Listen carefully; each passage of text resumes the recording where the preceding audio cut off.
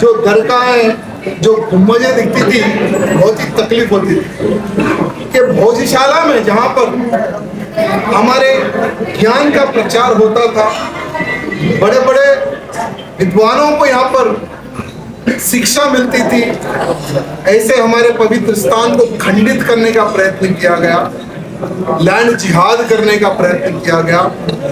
लेकिन कई सौ वर्षों तक हिंदुओं ने हार नहीं मानी, संघर्ष निरंतर रहा। अंग्रेजों से भी संघर्ष रहा, उससे पहले मुगलों से भी संघर्ष रहा, और अंग्रेज जब चले गए देश से बाहर तो काले अंग्रेजों से भी संघर्ष रहा इस भोजशाला के मंदिर के लिए, यहाँ पर जिहादी मुक्त करने के लिए। लेकिन आज हिंदुओं की जीत हुई है, यहाँ पर पूर्ण रूप से कई सौ वर्षों के बाद में यहाँ पूरा स्थान मंदिरों के हिंदुओं के कब्जे में आया है। इसके लिए मैं धार ही नहीं पूरे भारत के हिंदुओं को शुभकामनाएं देना चाहता हूँ, और धार के हिंदुओं को बहुत बहुत धन्यवाद करना चाहता हूँ, और मंदिर समिति के अधिकारी गणों को, और जो निरंतरन जो कोर्ट जाना है, केस लड़ना है, जो सत्य सामने रखने का जो प्रयत्न किया गया है, और खास करके एएसआई डिपार्टमेंट को मैं धन्यवाद करना चाहता हूँ जिन्होंने सर्वे करके सत्य को सामने रखने का प्रयत्न किया। साथ ही साथ मैं हमारे भगवाधारी मुख्यमंत्री जी मध्य प्रदेश, उनको भी धन्यवाद प्रकट करना चाहता हूँ, क्योंकि इस भोजशाला में सिर्फ दो मुख्यमंत्री आए हैं।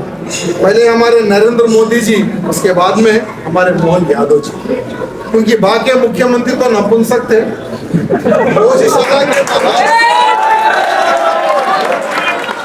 भोजशाला के बाहर चादर चढ़ाने आते थे, लेकिन भोजशाला के मंदिर के अंदर मुख्यमंत्री हुए हैं जो हमारे राम यानी राम भक्तों पर, मां सरस्वती के भक्तों पर गोलियां तक चलवा दी, जिसके कारण 3 हमारे हिंदुओं की हत्या भी हुई थी फायरिंग में।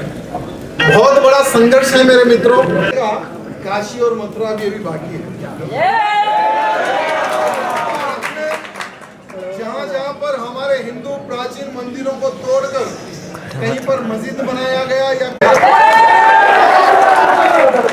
क्योंकि गैर हिंदू बहुत होते हैं तो खुले शब्दों में लिखना चाहिए, नहीं लिखना चाहिए, लिखना चाहिए। और हमारे मध्य प्रदेश के हमारे भगवाधारी मुख्यमंत्री मोहन भैया जी से निवेदन करना चाहता हूँ, जैसे आपने आया, दर्शन किए और एक बहुत भव्य कॉरिडोर बनाने का आपने आश्वासन देके गया है, तो मोहन भैया जी तुरंत कॉरिडोर बनाने के लिए पहले तो आपको जगह की आवश्यकता पड़ेगी। मंदिर के बाहर जो जितना भी जो लैंड जिहादियों जो जिहाद लैंड जिहाद करके रखा है, पहले उसको मुक्त करें।